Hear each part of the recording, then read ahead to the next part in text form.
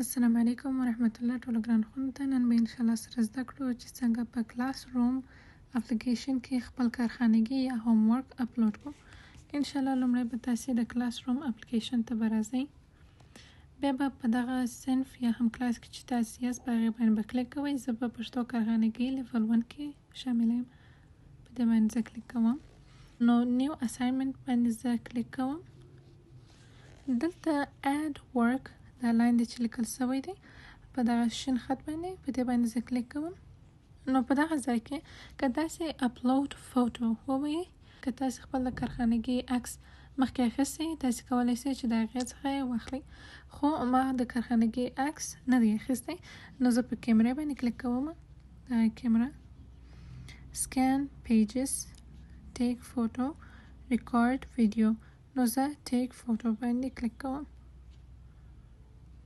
The classroom would like to allow to access the camera.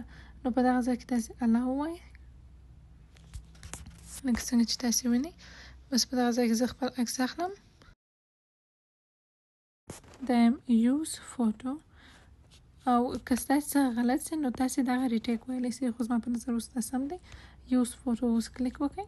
خوند دلته چې دغه یو خط تاسې وینئ دغه به پورته داسې کشوئ او په دغه ځای کې بس تاسې هغه جزئیات معلوم سي چې دغه عکس چې تاسې اپلوډ کړی دی دا هغه مثلا اپلوډینګ یې ختم شوی دی که یا نو لکه څنګه چې وینئ دا تر اوسه نه دی ختم شوی. انشاءالله نن چې مو ښه قوي سي بیا اپلوډ کیږي.